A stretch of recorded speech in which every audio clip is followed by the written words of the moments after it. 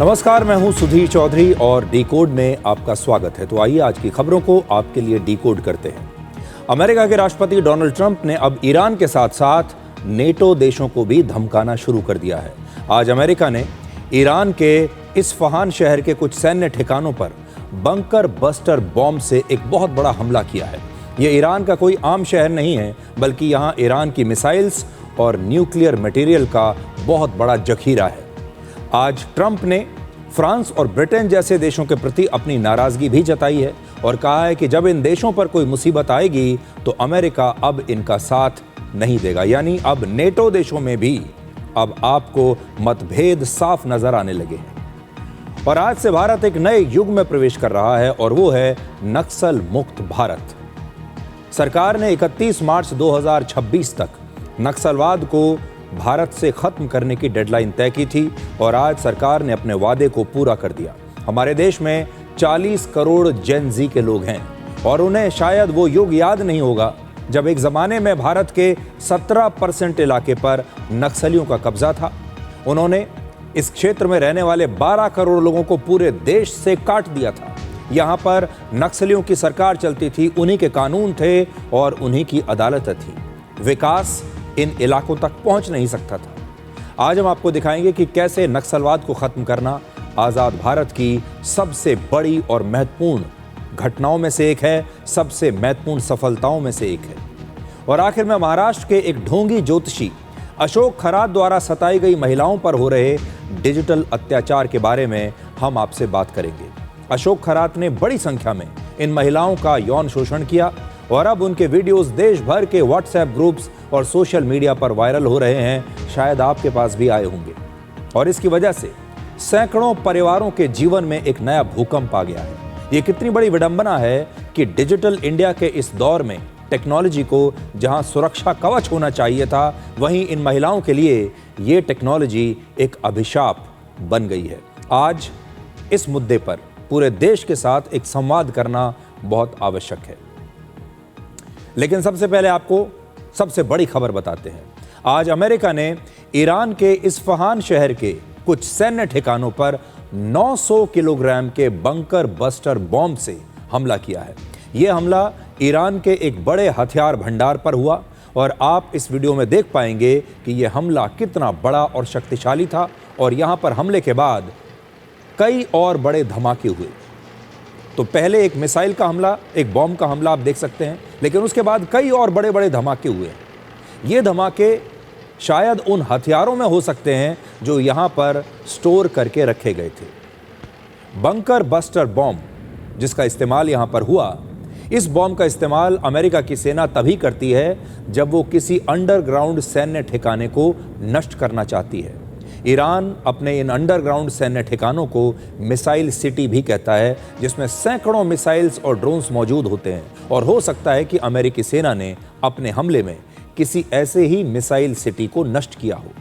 America के राष्ट्रपति Donald Trump ने इस हमले का ये वीडियो खुद सोशल मीडिया पर शेयर किया। यानी अमेरिका के लिए ये हमला बहुत बड़ा है और बहुत महत्वपूर्ण है।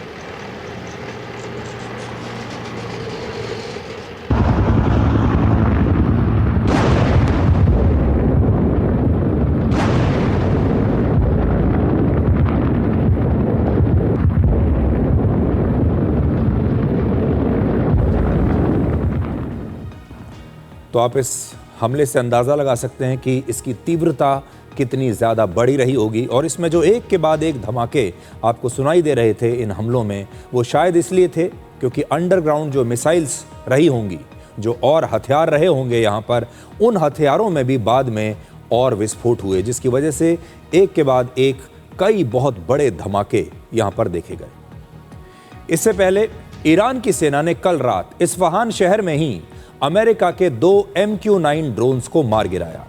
रेवोल्यूशनरी गार्ड कोर ने अपने एयर डिफेंस सिस्टम से इन ड्रोन्स पर हमला किया और ये भी हो सकता है कि इन ड्रोन्स की मदद से अमेरिका ने पहले ही इस साइट के बारे में खुफिया जानकारी इकट्ठा कर ली हो और फिर आज सुबह इस्फहान पर उन्होंने ये एयर स्ट्राइक की।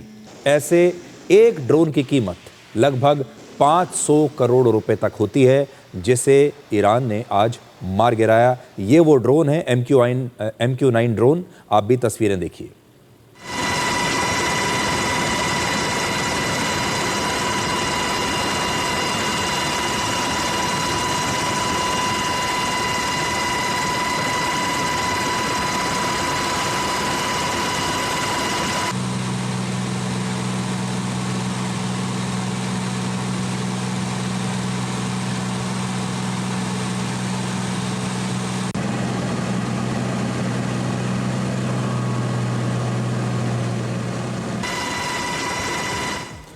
तो आप यहाँ देखिए, इस प्रकार के 2 MQ-9 ड्रोन्स को अमेरिका के जो थे उन्हें ईरान ने मार गिराने का दावा किया है। तस्वीरें अगर आप देखेंगे तो ये ड्रोन किसी फाइटर जेट की तरह ही दिखाई देते हैं और इस एक ड्रोन की कीमत है 500 करोड़ रुपए, यानी कीमत में भी ये एक फाइटर जेट के बराबर ही है।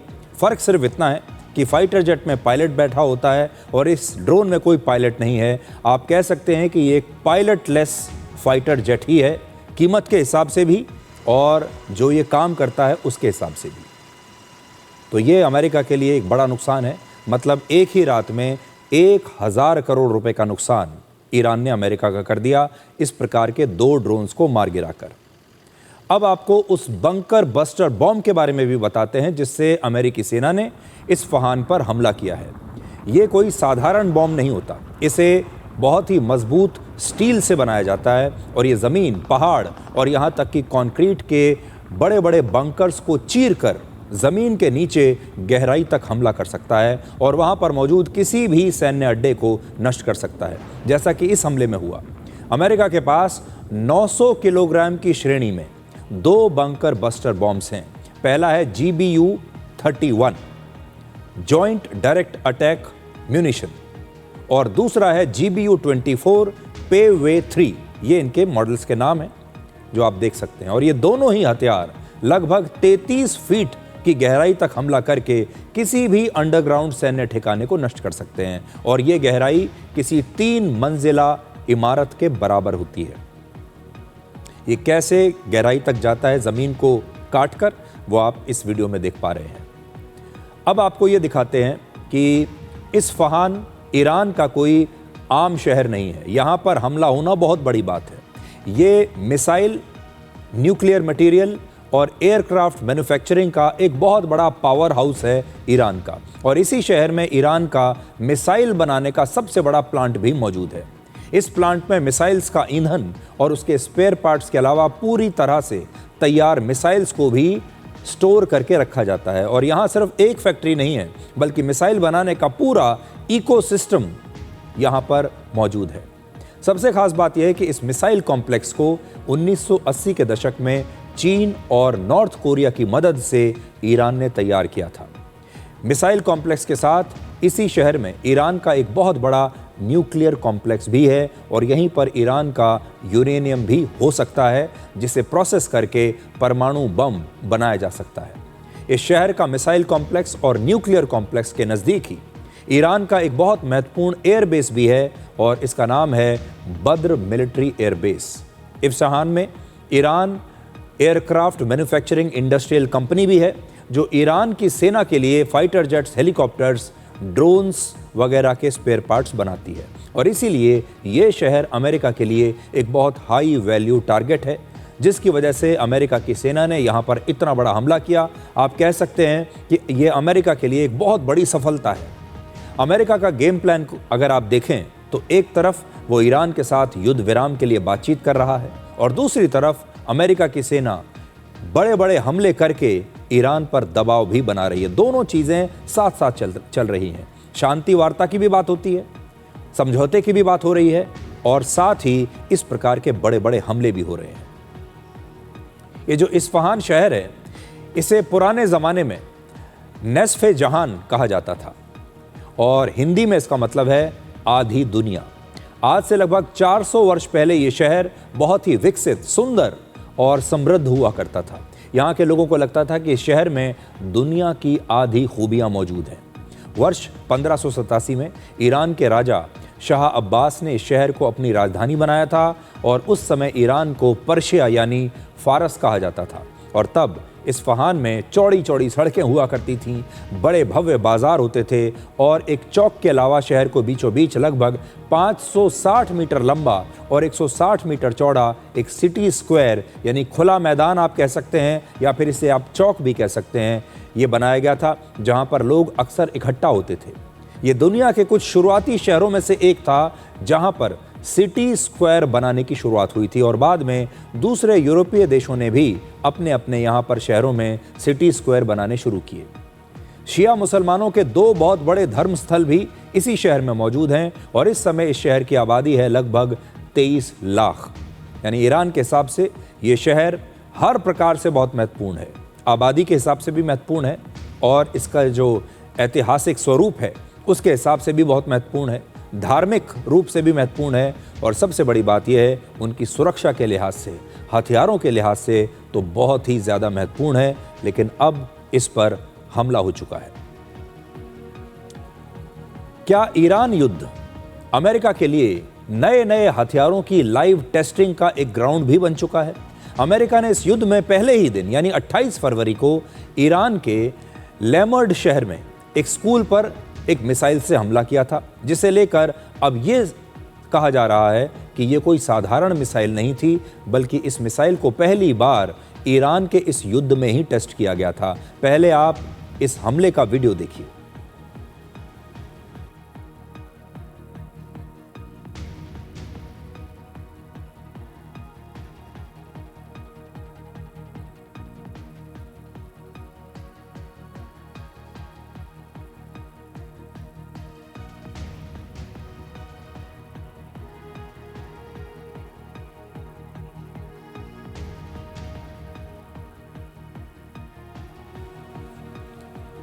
अब अमेरिका के एक अखबार द न्यूयॉर्क टाइम्स ने इस हमले के वीडियो की जांच की। इससे पता चला कि इस हमले में अमेरिका की एक नई मिसाइल का इस्तेमाल किया गया जिसका नाम है प्रिसीजन स्ट्राइक मिसाइल। बड़ी बात यह है कि अमेरिका ने यह मिसाइल हाल ही में विकसित की है और इसी युद्ध में पहली बार इस मिसाइल का इस्तेमाल किया गया। इसका परीक्षण पिछले साल ही पूरा हुआ था और यह अमेरिका की नई पीढ़ी की यानी लेटेस्ट लंबी दूरी की तेज़ और सटीक हमला करने वाली मिसाइल है और इसकी रेंज लगभग 400 किलोमीटर है। इसे अमेरिका की एक बड़ी एरोस्पेस कंपनी लॉकहीड मार्टिन ने बनाया है और जब ये मिसाइल हमला करती है तो इसमें मौजूद मेटल के छोटे छोटे पार्टिकल्स चारों तरफ फैलकर एक बहुत बड़े इलाके में नुकसान पहुंचाते हैं। यानी ये एक क्लस्टर बॉम्ब की तरह ही है। अमेरिका की सेना पहले भी युद्ध के दौरान नए नए हथियारों का परीक्षण करती रही है। वियतनाम के युद्ध के दौरान अमेरिका ने नेपैम बॉम्ब और एजेंट ऑरेंज जैसे केमिकल हथियारों का पहली बार बड़े पैमाने पर इस्तेमाल किया था। फिर वर्ष 1991 में गल्फ वॉर के दौरान अमेरिका ने प्रिसीजन गाइडेड मिसाइल्स का परीक्षण किया जिसे स्मार्ट बॉम्ब भी कहा जाता है। और इसी तरह वर्ष 2010 के बाद अफगानिस्तान के युद्ध में भी पहली बार अमेरिका ने ड्रोन स्ट्राइक और सर्विलांस सिस्टम के साथ ही एक AI टारगेटिंग की शुरुआत की थी जिसमें आर्टिफिशियल इंटेलिजेंस का इस्तेमाल हुआ था। और अब ईरान युद्ध भी अमेरिका के लिए अपने हथियारों को टेस्ट करने की एक नई प्रयोगशाला बन गया है। अब आपको ईरान युद्ध के आज के कुछ नए अपडेट्स बताते हैं। आज ईरान ने इजराइल के टेल अवीव शहर पर एक मिसाइल हमला किया है और इस हमले में सड़क पर खड़ी गाड़ियों में आग लग गई। तस्वीरें आपके सामने हैं।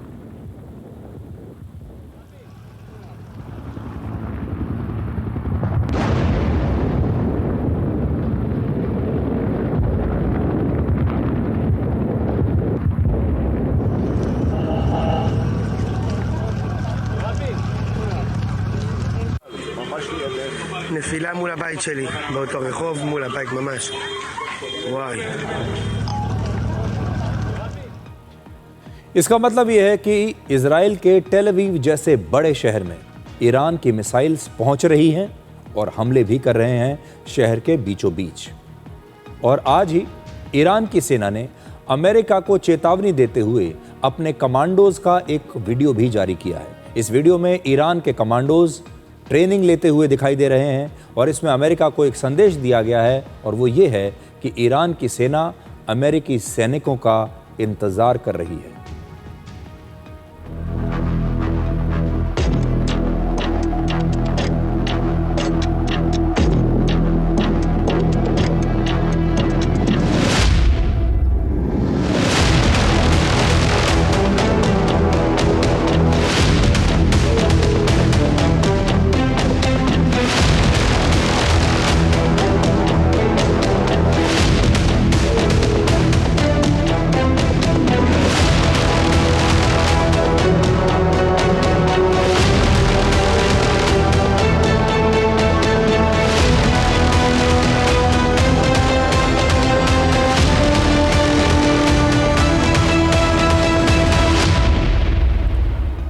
तो देखिए, ये हथियारों का युद्ध तो है ही, ये वीडियोस का भी युद्ध है, ये सोशल मीडिया का भी युद्ध है और दोनों ही पक्ष अपने बड़े बड़े भव्य शानदार वीडियोस बनवा रहे हैं, अपनी सेना के वीडियोस बनवा रहे हैं, अपने हथियारों के वीडियोस बनवा रहे हैं। जब कोई भी सेना अब हमला करती है तो उस हमले का वीडियो भी बनाया जाता है ताकि पूरी दुनिया को दिखाया जा सके। सो ये युद्ध की एक नई परिभाषा अभी लिखी जा रही है, जहां पर वीडियोस भी उतने ही ज़रूरी हैं जितने कि हथियार, यानी कैमरे और हथियार दोनों साथ साथ चलते हैं। ईरान की रेवोल्यूशनरी गार्ड ने अमेरिका की 18 टेक्नोलॉजी कंपनीज को हमले की धमकी दी है और इन बड़ी बड़ी कंपनियों में माइक्रोसॉफ्ट, एप्पल, गूगल, इंटेल और बोइंग जैसी बड़ी मल्टीनेशनल कंपनियां शामिल हैं। ईरान ने कहा है कि अमेरिकी हमलों के जवाब में ईरान की सेना पश्चिम एशिया में इन बड़ी बड़ी टेक कंपनियों के दफ्तरों पर हमले करेगी और ये हमले 1 अप्रैल से शुरू हो जाएंगे। ईरान ने इन कंपनियों के कर्मचारियों को अपने दफ्तर से 1 किलोमीटर दूर रहने की सलाह दी है। आपको याद होगा, ईरान ने अभी एक दिन पहले ये भी कहा था कि अमेरिका की जितनी भी यूनिवर्सिटीज़ के कैंपस गल्फ देशों में हैं, वो उन यूनिवर्सिटीज़ में भी, उन कॉलेजों में भी हमला करेंगे। और उन्होंने कहा था कि जो छात्र यहाँ पर पढ़ते हैं और जो इनकी फैकल्टी है, जो लोग यहाँ पर पढ़ाते हैं, उन्हें इन कैंपस से कम 1 किलोमीटर दूर रहना चाहिए। यानी अब ईरान यूनिवर्सिटीज़ पर हमले करने की धमकी दे रहा है, छात्रों पर हमले करने की धमकी दे रहा है और जो बड़ी बड़ी टेक कंपनियां हैं, जो बड़ी बड़ी अमेरिका की कंपनियां हैं, उनके जो दफ्तर हैं गल्फ देशों में, उन पर भी हमले करने की धमकी दे रहा है। आपको याद होगा, इससे पहले ईरान ने कहा था कि जो बड़े बड़े बैंक हैं, फाइनेंशियल इंस्टीट्यूशंस हैं, उन पर भी हमले किए जाएंगे। और उसके बाद से ही दुबई में जो बड़े बड़े बैंक्स के दफ्तर थे, उन बैंक्स ने अपने कर्मचारियों से कहा कि आप वर्क फ्रॉम होम कीजिए, दफ्तर मत आइए। तो अब ये युद्ध जो है, ये एक नई दिशा में चला गया है, जहां पर सिविलियन हमले बढ़ते जा रहे हैं। स्कूल कॉलेजों पर हमले हो रहे हैं, दफ्तरों पर हमले हो रहे हैं, जो पानी का प्रोसेस करने के प्लांट हैं, उन पर हमले हो रहे हैं। इजराइल ने पिछले 24 घंटे में लगभग 230 हमले किए हैं और इन हमलों में ईरान के air defence system, ballistic missile launchers और हथियारों का प्रोडक्शन करने वाले प्लांट्स को भी उन्होंने नष्ट किया है। ये तस्वीरें वहाँ से जो आ रही हैं, आपकी स्क्रीन पर है।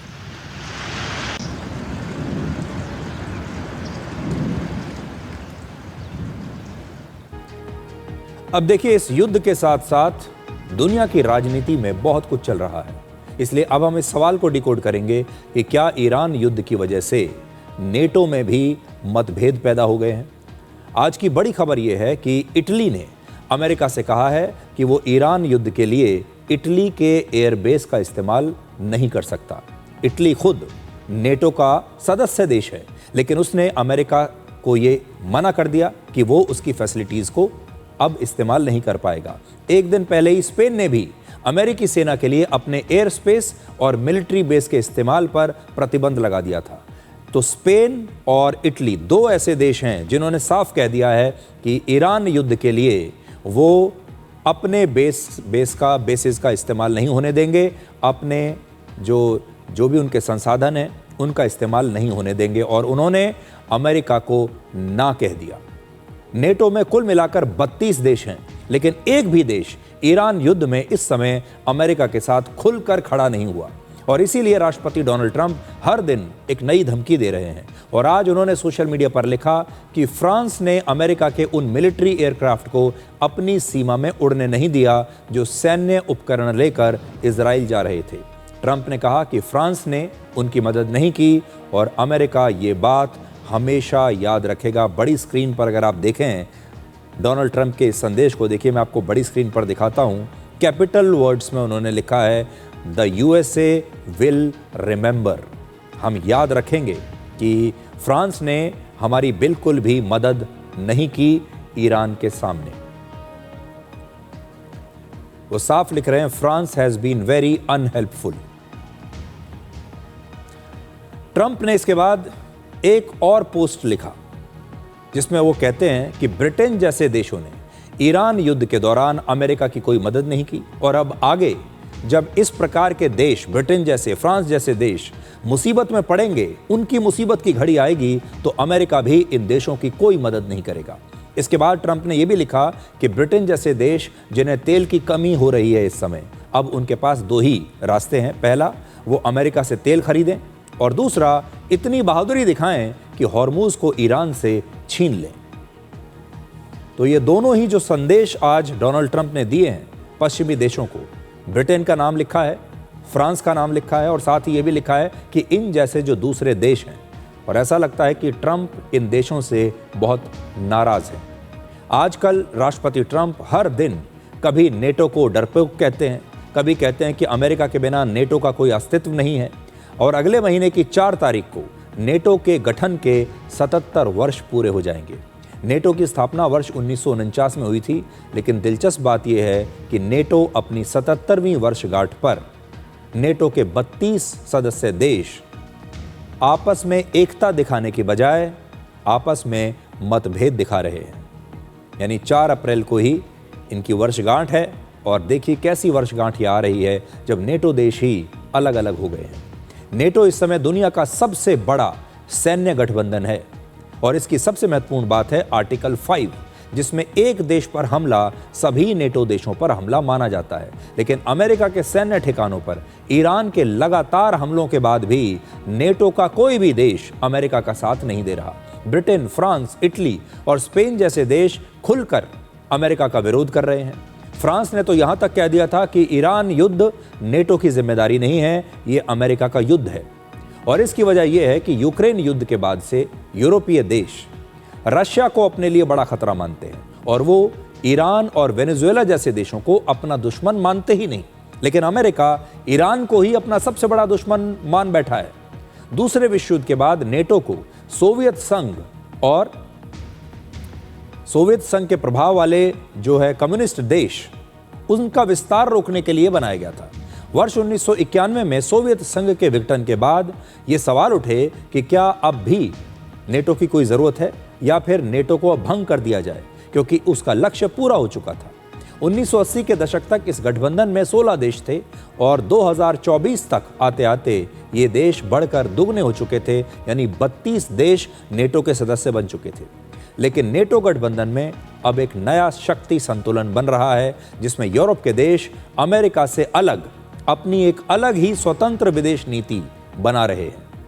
इस समय का बड़ा सवाल यह है कि सोवियत संघ के विघटन के बाद तो नेटो बच गया, लेकिन क्या ईरान युद्ध के बाद नेटो एक रहेगा? ये एक बहुत बड़ा सवाल है, क्योंकि नेटो में जो क्रैक्स हैं अब वो साफ दुनिया को नजर आ रहे हैं। इस युद्ध में अमेरिका के राष्ट्रपति डोनाल्ड ट्रंप का सबसे बड़ा मकसद जो उन्होंने पूरी दुनिया को बताया वो था ईरान को परमाणु बम बनाने से रोकना। वो कहते थे कि अगर ईरान ने परमाणु बम बना लिया तो पूरी दुनिया के लिए बहुत बड़ा खतरा पैदा हो जाएगा और मैं तो ये दुनिया के लिए, दुनिया में शांति के लिए, दुनिया को बचाने के लिए ईरान पर हमला कर रहा हूं। लेकिन इस युद्ध के शुरू होने के बाद ये मकसद ही अब उल्टा पड़ गया है। अब दुनिया के तमाम बड़े बड़े देशों में इस बात पर बहस शुरू हो गई है कि क्या न्यूक्लियर हथियार ही सुरक्षित रहने की एकमात्र गारंटी है, और अगर उनके पास न्यूक्लियर हथियार नहीं हुए तो क्या उनका हाल भी ईरान के जैसा ही हो सकता है। ईरान की संसद में न्यूक्लियर नॉन प्रोलिफरेशन ट्रीटी यानी एनपीटी से बाहर निकलने का मुद्दा उठाया गया है। एनपीटी एक अंतर्राष्ट्रीय समझौता है जो ईरान को परमाणु हथियार बनाने से रोकता है। और जब तक ईरान इस एनपीटी यानी संधि का सदस्य है, इस संधि पर उसने हस्ताक्षर किए हुए हैं, तब तक वो परमाणु बम नहीं बना पाएगा। यानी अब ईरान पूरी दुनिया को यह संदेश देना चाहता है कि वो अपने परमाणु कार्यक्रम को खत्म करने के बजाय अब नए परमाणु हथियार बनाना चाहता है और वो एनपीटी से बाहर भी निकल सकता है। अंतर्राष्ट्रीय एक्सपर्ट्स मानते हैं कि ईरान युद्ध के बाद पूरी दुनिया में न्यूक्लियर डोमिनो इफेक्ट हुआ है, जिसके बाद दुनिया के बाकी देशों को अब यही लगता है कि अगर उनके पास परमाणु बम होगा तो उन पर ईरान जैसा हमला करने की हिम्मत कोई दूसरा देश नहीं दिखा पाएगा। ईरान युद्ध ने दुनिया को और ज्यादा खतरनाक बना दिया है और अब हर देश न्यूक्लियर हथियार को ही अपना सबसे बड़ा सुरक्षा कवच मानने लगा है। यानी परमाणु हथियार एक सिक्योरिटी इंश्योरेंस की तरह बन गया है। इसलिए इस युद्ध के बाद दुनिया में परमाणु हथियारों की संख्या कम होने की बजाय और बढ़ेगी। इस समय पूरी दुनिया में 9 देशों के पास कुल मिलाकर लगभग 12,000 परमाणु हथियार हैं, सिर्फ 9 देशों के पास हैं। ईरान युद्ध ने इंटरनेशनल एटॉमिक एनर्जी एजेंसी यानी IAEA पर भी सवाल खड़े कर दिए। वर्ष 1957 में संयुक्त राष्ट्र के तहत इसकी स्थापना दुनिया में न्यूक्लियर हथियारों की रेस को रोकने के लिए की गई थी, लेकिन पिछले 70 वर्षों में IAEA दुनिया में न्यूक्लियर हथियारों का एक ऐसा चौकीदार बन चुका है जिसकी बात कोई नहीं मानता। वर्ष 1968 में NPT की शुरुआत हुई। ये एक ऐसा अंतर्राष्ट्रीय समझौता था जिसका उद्देश्य दुनिया में परमाणु हथियारों की होड़ को रोकना था, लेकिन NPT ने दुनिया को 2 हिस्सों में बांट दिया। इसमें एक तरफ वो देश थे जो 1 जनवरी 1967 से पहले अपने परमाणु परीक्षण कर चुके थे, परमाणु हथियार बना चुके थे। इनमें अमेरिका, सोवियत यूनियन यानी आज का रशिया, ब्रिटेन, फ्रांस और चीन जैसे देश थे जिन्होंने पहले ही 1967 से पहले ही ये सारा काम कर लिया था। इन देशों को न्यूक्लियर वेपन स्टेट्स कहा गया, यानी ये आधिकारिक रूप से न्यूक्लियर वेपन स्टेट्स बन गए हैं। इनके पास न्यूक्लियर हथियार हैं और रहेंगे। ये देश अब ये चाहते थे कि परमाणु हथियार सिर्फ इसी न्यूक्लियर क्लब तक सीमित रहें, मतलब सिर्फ हमारे पास रहें और कोई ना बना ले, और दुनिया के बाकी देश परमाणु हथियार कभी ना बना पाएं।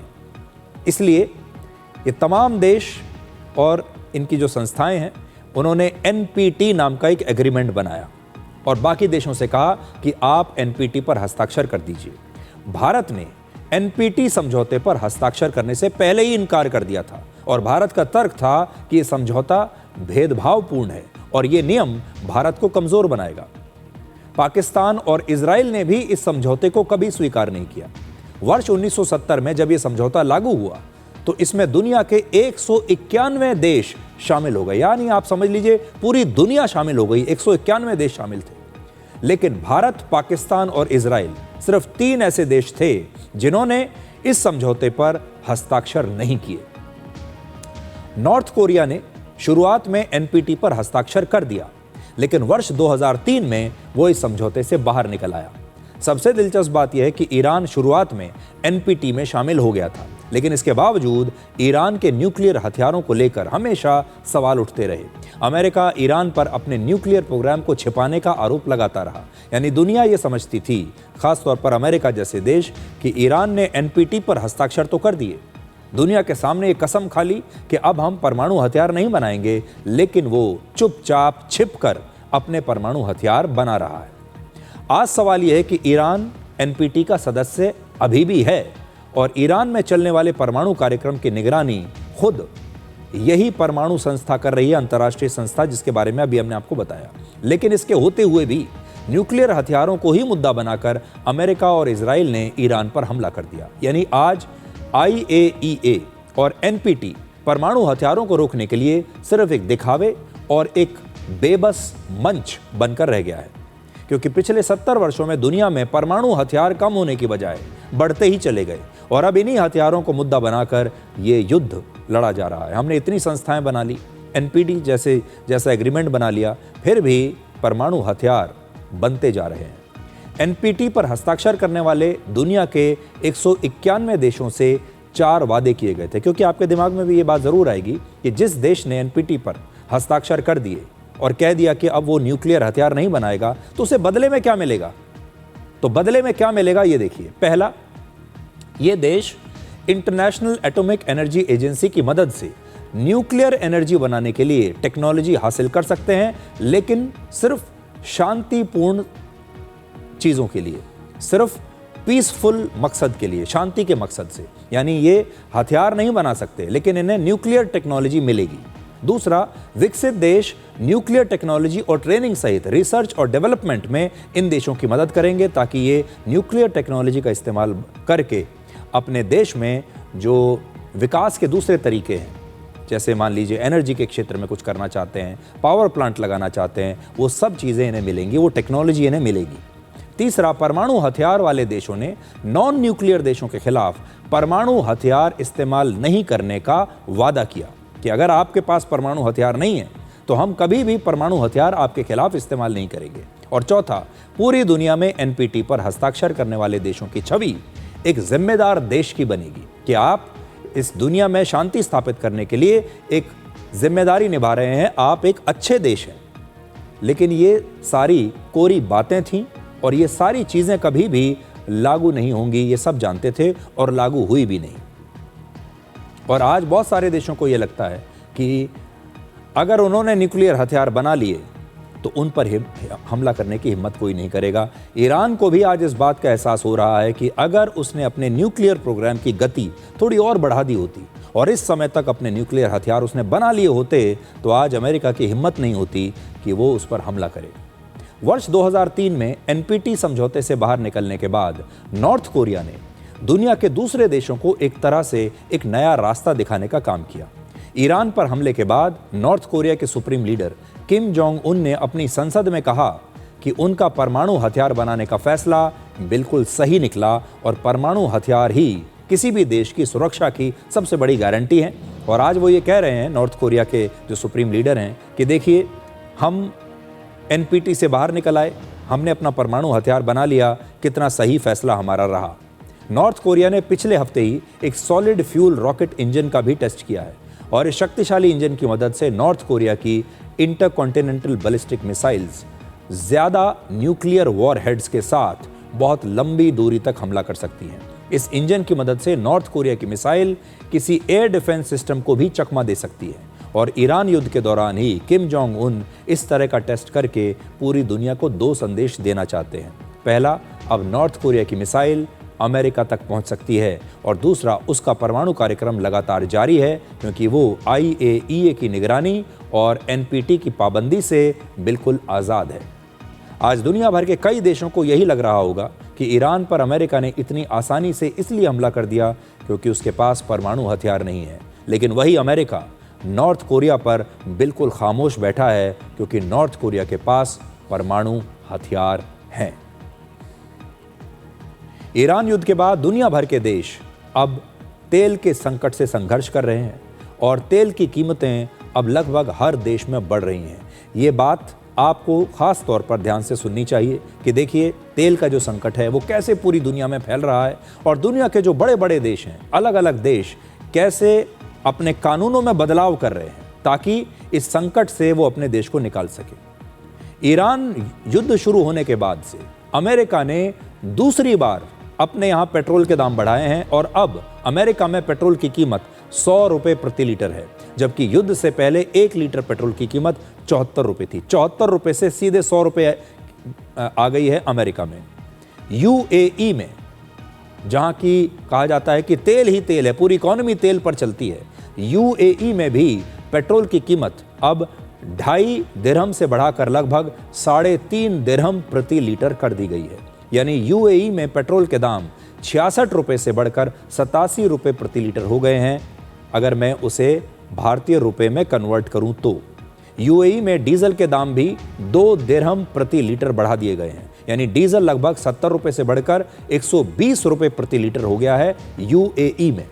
यानी डीजल के दाम में 71% की वृद्धि कर दी गई है UAE में। और ये ऑयल प्रोड्यूसिंग देश हैं, इनके यहाँ तो तेल ही तेल है, लेकिन उन्होंने अपने यहाँ भी महंगा कर दिया है तेल। अब थाईलैंड की तस्वीर देखिए। आज थाईलैंड के प्रधानमंत्री अपनी पेट्रोल की गाड़ी के बजाय इलेक्ट्रिक कार से चल रहे हैं। उनके साथ कोई बड़ा काफिला आपको दिखाई नहीं दे रहा। थाईलैंड के प्रधानमंत्री ने अपनी जनता से पेट्रोल और डीजल की खपत कम करने की अपील की है और सबसे पहला काम उन्होंने खुद किया जब वो खुद इलेक्ट्रिक कार से अब यात्रा कर रहे हैं। ये थाईलैंड के प्रधानमंत्री हैं, देखिए अपने घर पहुंचे हैं इलेक्ट्रिक कार से। इनके आगे पीछे कोई इनका काफिला नहीं है लंबा चौड़ा, जैसा अक्सर प्रधानमंत्री राष्ट्रपतियों का, बड़े बड़े नेताओं का होता है। एक आम आदमी की तरह एक इलेक्ट्रिक कार से वो पहुंचे हैं। पूरी देश को, दुनिया को संदेश दे रहे हैं कि भाई मैं भी पेट्रोल डीजल बचा रहा हूं। पूरी दुनिया में थाईलैंड ऐसा पहला देश है जहां पूरी सरकार इस समय घर से काम कर रही है। सरकारी दफ्तर बंद हैं और वर्क फ्रॉम होम लागू कर दिया गया है सरकारी दफ्तरों में, और जनता को भी घर से ही काम करने के लिए थाईलैंड की सरकार कह रही है। हवाई जहाज का किराया बढ़ने से थाईलैंड में अब पर्यटक बहुत कम हो गए हैं। इससे लगभग 42,000 करोड़ रुपए का नुकसान थाईलैंड को हो सकता है, क्योंकि थाईलैंड अपने टूरिज्म के लिए भी जाना जाता है। बांग्लादेश में तेल की खपत कम करने के लिए एक राष्ट्रीय अभियान शुरू किया गया है। अब बांग्लादेश में ऑनलाइन क्लासेस और वर्क फ्रॉम होम की तैयारी की जा रही है। इसके अलावा अब सरकारी दफ्तरों में हफ्ते में सिर्फ 4 दिन ही काम करने पर विचार चल रहा है। श्रीलंका में भी पेट्रोल और डीजल की कमी के बाद प्राइवेट कंपनियों के कर्मचारियों को वर्क फ्रॉम होम के लिए कह दिया गया है। वहां पहले से ही सरकारी दफ्तरों में हफ्ते में सिर्फ 4 दिन काम हो रहा है। इजिप्ट में अब शाम की नमाज के बाद बाजारों को बंद कर दिया जाता है। इंडोनेशिया में सरकारी कर्मचारियों के लिए वर्क फ्रॉम होम अनिवार्य कर दिया गया है। दुनिया भर के देश कच्चे तेल की कमी और फिर उसकी बढ़ती कीमत से परेशान हैं। लेकिन हमारे देश में आज प्रधानमंत्री मोदी ने कहा कि ईरान युद्ध के बाद दुनिया भर के देशों में पेट्रोल के दाम बढ़ा दिए गए, लेकिन हमारे देश में पेट्रोल और डीजल के दाम नहीं बढ़े, और ये बात कांग्रेस के नेता सहन नहीं कर पा रहे हैं, और इसीलिए इस मुद्दे पर भी हमारे देश में राजनीति हो रही है।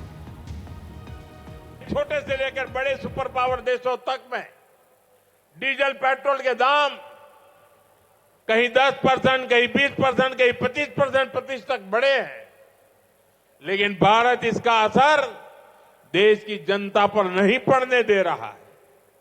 कांग्रेस को सहन नहीं हो रहा, इसलिए वो लगातार अफवाहें फैला रही है ताकि देश पे डर का माहौल बने और लोग पेट्रोल पंपों और गैस एजेंसियों पर लाइन लगाकर खड़े हो, अव्यवस्था फैल जाए। उसे लेकर ये लोग दुष्प्रचार करें, ये इनकी मंशा है। हमारे देश में जो विपक्षी पार्टियां हैं और उनका जो पूरा इकोसिस्टम है, वो कोई भी मौका मुसीबत का, संकट का छोड़ते नहीं जिस पर वो राजनीति ना करें। अब आप सोचिए, पूरे दुनिया भर में पेट्रोल और डीजल के दाम बढ़ रहे हैं। दुनिया भर के जो देश हैं बड़े बड़े, उनकी सरकारों ने ये बात स्वीकार कर ली है कि हमारे यहाँ पेट्रोल डीजल की कमी है, तेल की कमी है, और हमें अपनी एक्टिविटीज़ को कम करना पड़ेगा। और बहुत सारी जगहें ऐसी हो गई हैं जहां सरकार ने नए नियम बना दिए हैं। अब ईरान युद्ध के बाद बात करते हैं एक नए भारत की, और ये भारत वो है जो नक्सलवाद से मुक्त हो चुका है, यानी नक्सल मुक्त भारत। भले ही आपको सुनने में ये किसी आम खबर की तरह लगेगी कि इसमें क्या बड़ी बात है, लेकिन सच ये है कि भारत से नक्सलवाद का पूरी तरह से खत्म होना आज़ादी के बाद भारत की बहुत बड़ी और महत्वपूर्ण घटनाओं में से एक है। हमारे देश के लगभग 40 करोड़ जेन ज़ी के जो लोग हैं वो बड़े भाग्यशाली हैं कि अब उन्हें एक ऐसा भारत मिला है जहां लाल आतंक का नामो निशान नहीं है। लेकिन आज हमारे देश के करोड़ों लोगों और ख़ास तौर पर जेन ज़ी को ये ज़रूर जानना चाहिए कि नक्सलवाद की हमारे देश ने कितनी बड़ी कीमत चुकाई है और कितने लोगों ने इसकी वजह से अपना बलिदान दिया है। वैसे तो नक्सलवाद सिर्फ एक शब्द है, लेकिन इस शब्द और इसके आतंक को भारत से खत्म करने में 3,000 से ज़्यादा हमारे जवान शहीद हो गए। इस शब्द के आतंक ने हमारे देश में 20,000 से ज़्यादा आम लोगों की जान ले ली।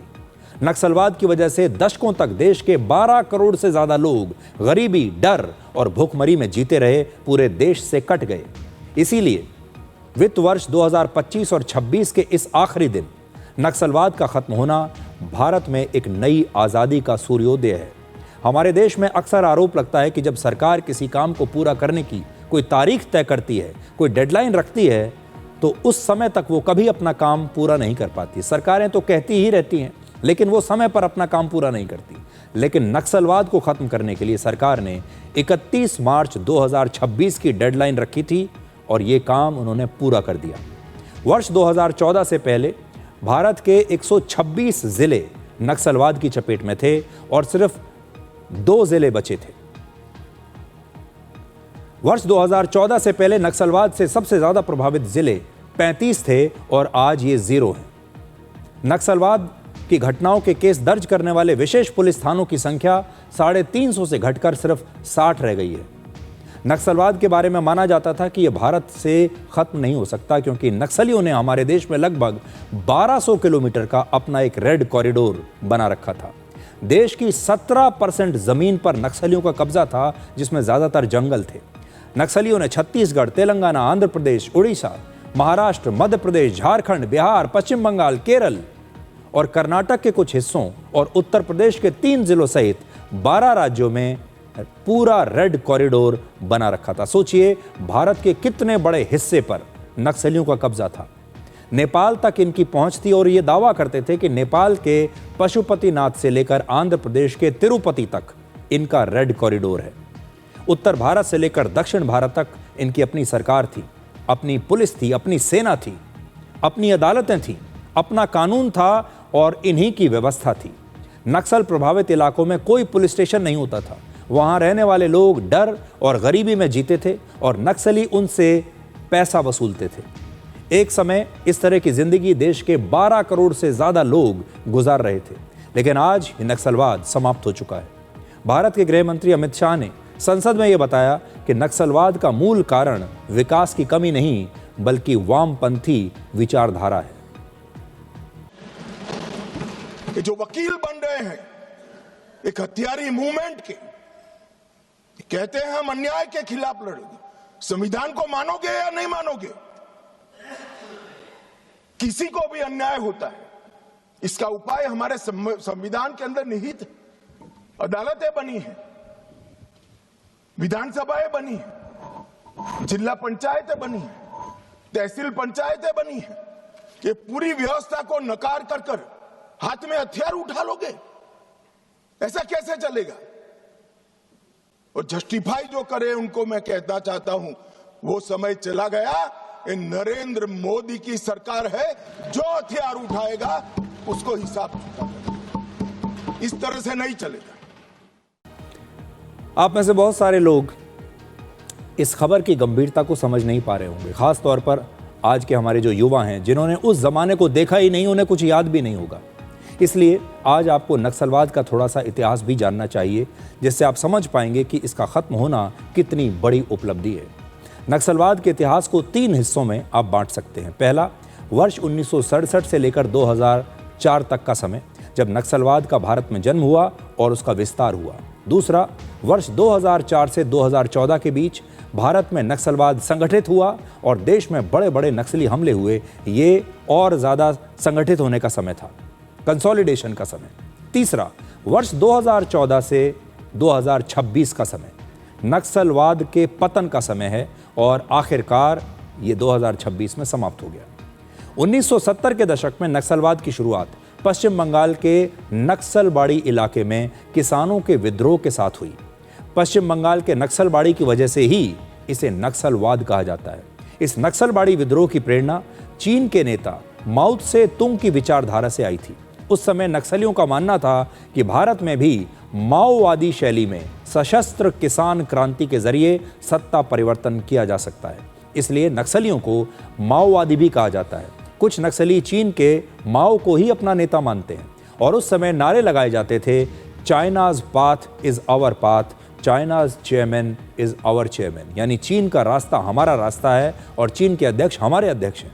सोचिए जरा, देश के नक्सली नेताओं के वैचारिक मार्गदर्शक चीन के नेता थे। वर्ष 1970 से लेकर 2004 तक देश में कई छोटे छोटे उग्रवादी संगठन बने, जिनमें से 2 प्रमुख संगठन थे, पीपल्स वॉर ग्रुप और Maoist communist centre of India. People's war group Andhra Pradesh और तेलंगाना में ज्यादा सक्रिय था, जबकि MCCI का प्रभाव बिहार और झारखंड के इलाकों में था। 1990 के दशक में बिहार में MCCI ने कई बड़े नरसंहार किए। नक्सलवाद का दूसरा दौर 2004 में शुरू हुआ, जब पीपल्स वॉर ग्रुप और माओइस्ट कम्युनिस्ट सेंटर ने मिलकर एक नया संगठन बनाया जिसका नाम है communist party of India Maoist. 2005 से लेकर 2014 के बीच भारत के कई हिस्सों में नक्सली हिंसा अपने चरम पर पहुंच गई। वर्ष 2010 में छत्तीसगढ़ के दंतेवाड़ा में नक्सलियों ने एक बहुत बड़ा हमला किया था और उसमें सुरक्षा बल के 75 जवान शहीद हुए थे। वर्ष 2013 में छत्तीसगढ़ के झीरम घाटी में ही नक्सलियों ने कांग्रेस की एक परिवर्तन यात्रा के काफिले पर हमला किया था और इसमें कांग्रेस के कई बड़े बड़े नेता और विधायक सहित लगभग 32 लोगों की मौत हो गई थी। इस हमले ने छत्तीसगढ़ में कांग्रेस के शीर्ष नेतृत्व का सफाया कर दिया था और हमले की वजह से पूर्व केंद्रीय मंत्री विद्याचरण शुक्ला की भी मौत हो गई थी।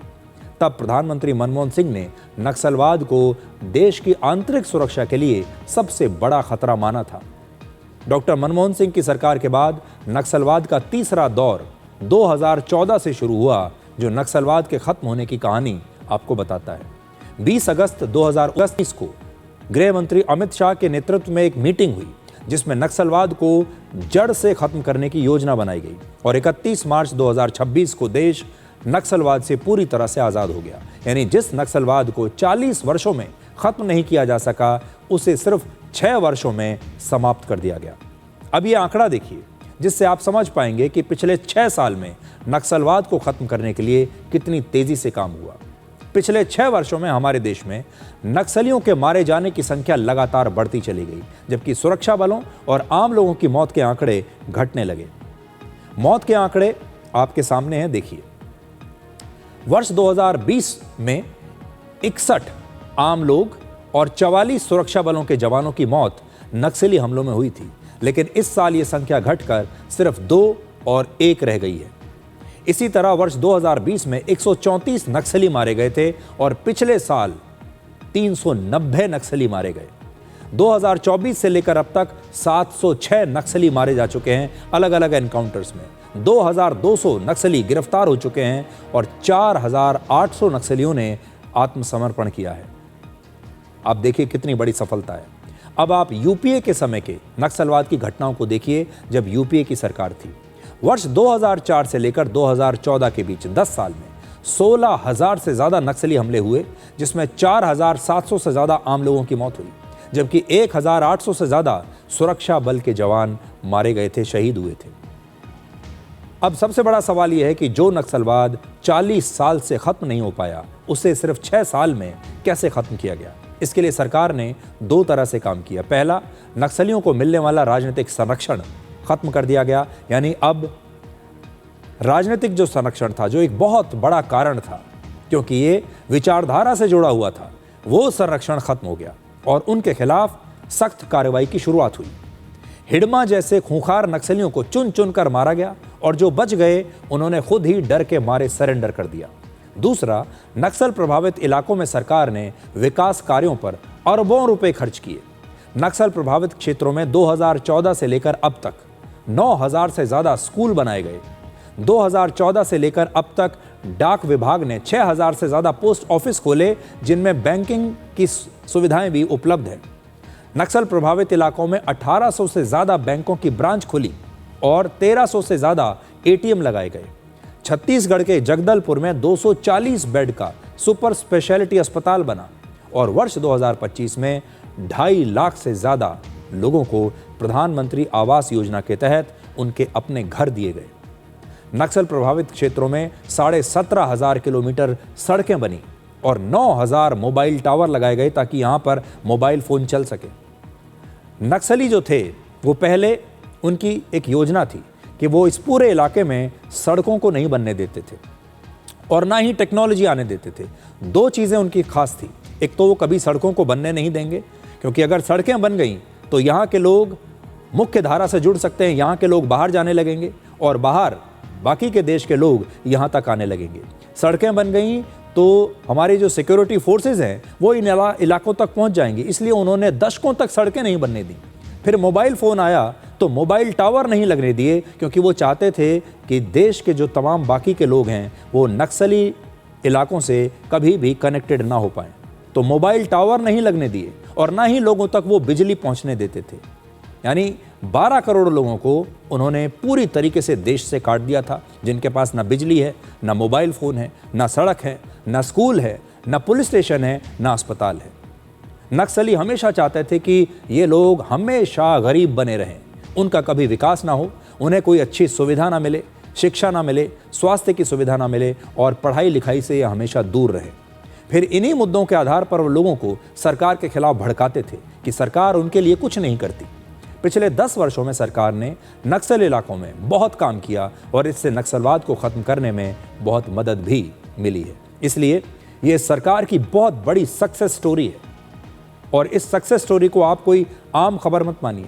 कुछ वर्ष पहले तक जब कोई कहता था कि नक्सलवाद को ख़त्म कर देंगे तो इस देश के लोगों को ही विश्वास नहीं होता था, असंभव सी बात लगती थी। लेकिन आज नक्सलवाद हमारे देश से समाप्त हो चुका है और ये आज़ाद भारत की सबसे बड़ी उपलब्धियों में से एक मानी जाएगी। तो नक्सलवादी तो समाप्त हो गए, लेकिन अर्बन नक्सल जो हैं वो अभी भी हमारे देश के बड़े बड़े शहरों में सक्रिय है। अर्बन नक्सल मानवाधिकार और अभिव्यक्ति की आज़ादी, लोकतंत्र जैसे मुद्दों के नाम पर सरकार और संवैधानिक संस्थाओं की छवि कमज़ोर करने की कोशिश करते हैं। अखबारों में आर्टिकल्स, फिल्म और डिजिटल मीडिया के जरिए अर्बन नक्सल्स एक खास नैरेटिव फैलाते हैं। ऐसे अर्बन नक्सली आपके आसपास भी हो सकते हैं, इसलिए आज देश के करोड़ों लोगों को ऐसे अर्बन नक्सल्स को पहचानने और उनसे सावधान रहने की ज़रूरत है, क्योंकि ये जब भी इन्हें मौका मिलेगा ये भारत की सेना पर सवाल उठाएंगे, भारत के हर सफलता पर सवाल उठाएंगे, भारत की पुलिस पर सवाल उठाएंगे, सिक्योरिटी फोर्सेस पर सवाल उठाएंगे। इसलिए अब जो अगला लक्ष्य होना चाहिए वो ये है कि इन जंगलों को तो हमने आज़ाद करा दिया नक्सलियों से, लेकिन अब हमारे देश के जो बड़े बड़े शहर हैं, जो बड़ी बड़ी संस्थाएं हैं, उन्हें अर्बन नक्सल से आज़ाद कराना है। अब इस खबर को ध्यान से सुनिए, क्योंकि ये सिर्फ एक अपराध की कहानी नहीं है, ये उस दर्द की कहानी है जो अपराध के बाद भी ख़त्म नहीं होता। महाराष्ट्र के नासिक में एक ढोंगी ज्योतिषी अशोक खरात को गिरफ्तार किया गया, जिसने बड़ी संख्या में महिलाओं का यौन शोषण किया और उनके वीडियोज़ रिकॉर्ड कर लिए। लेकिन सवाल है, क्या उसकी गिरफ्तारी के बाद इन पीड़ित महिलाओं को न्याय मिल गया? जवाब है नहीं, क्योंकि अब शुरू हुआ है एक और डर, एक और सज़ा और एक नया तनाव। पीड़ित महिलाओं की स्पष्ट संख्या का किसी को पता नहीं, लेकिन इस केस से जुड़े बहुत सारे आपत्तिजनक वीडियोज़ व्हाट्सएप और सोशल मीडिया पर तेज़ी से शेयर किए जा रहे हैं, वायरल हो रहे हैं। सोचिए, जिस अपराध को ये पीड़ित महिलाएं भूलना चाहती हैं, वही अपराध बार बार उनके सामने लाया जा रहा है। मोबाइल फ़ोन पर हर नोटिफिकेशन उनके लिए एक नया डर बन चुका है। दूसरे लोगों के लिए वो सिर्फ एक मनोरंजक वीडियो है जिसे लोग एक दूसरे को फॉरवर्ड कर रहे हैं। फॉरवर्ड किया जाने वाला हर वीडियो इन महिलाओं पर एक नई चोट है जो उन्हें बार बार अपमान के जख्म दे रहा है। इन वीडियोज़ को शेयर करना ही इन महिलाओं पर एक नया अत्याचार है। पीड़ित महिलाएं और उनके परिवारों को अब इस बात का डर है कि उन्हें कोई पहचान न ले और समाज में उनकी बदनामी ना हो। एक तरह से उनकी ज़िंदगी और उनका पारिवारिक जीवन दांव पर लगा हुआ है और कई परिवार तो अब टूटने की कगार पर हैं। डर, शर्म और सामाजिक दबाव की वजह से कई पीड़ित महिलाएं घर से बाहर नहीं निकल पा रही।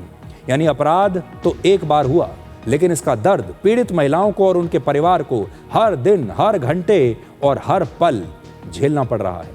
अब ये सिर्फ एक अपराध नहीं रहा, बल्कि कभी ना रुकने वाला एक डिजिटल अत्याचार बन चुका है। पहले अपराध हुआ, लेकिन अब सोशल मीडिया पर उस अपराध को बार बार जिंदा किया जा रहा है। सबसे गंभीर बात यह है कि इन वीडियोस के कारण कई गवाह अब सामने आने से डर रहे हैं। पुलिस भी मानती है कि ये वीडियोस जांच में रुकावट बन सकते हैं, यानी जो सबूत बनने चाहिए थे वही अब न्याय के रास्ते में बाधा बन गए हैं। आप कल्पना कीजिए कि कितनी बड़ी विडंबना है। डिजिटल इंडिया के इस दौर में टेक्नोलॉजी को आम जनता का सुरक्षा का कवच होना चाहिए था, लेकिन वही टेक्नोलॉजी अब डर का हथियार बन चुकी है। आखिर में हम आप सबसे बस इतना कहना चाहते हैं कि कोई व्यक्ति, समाज या देश महिलाओं के साथ कैसा बर्ताव करता है, वो इससे उसके चरित्र का पता चलता है। और आज जब इस अपराध के बाद पीड़ित महिलाएं तकलीफ में हैं, तनाव में हैं, डर में जी रही हैं हर पल, तो इस तरह के वीडियोस को शेयर करने की बजाय आप सबको उनकी हिम्मत बढ़ानी चाहिए। इसलिए अगर आपके पास इस प्रकार के वीडियोस आ रहे हैं, सोशल मीडिया के जरिए आ रहे हैं या फिर व्हाट्सएप पर आ रहे हैं, तो इन वीडियोस को तुरंत रोक दीजिए। जो आपको भेज रहा है उससे वही बात कीजिए जो मैं आज आपसे कह रहा हूँ। क्योंकि ये जितनी भी पीड़ित महिलाएं हैं, इन्हें तब तक न्याय नहीं मिलेगा जब तक इनके वीडियोस आप सबके मोबाइल फ़ोन पर वायरल होते रहेंगे। तो आज के लिए डिकोड में इतना ही। अब आपसे हमारी अगली मुलाकात होगी कल रात 9 बजे। तब तक आप खुश रहिए, सुरक्षित रहिए, स्वस्थ रहिए। और हमें लगता है कि वक्त के साथ सब ठीक हो जाएगा, लेकिन सच ये है कि वक्त के साथ आदत हो जाती है। नमस्कार।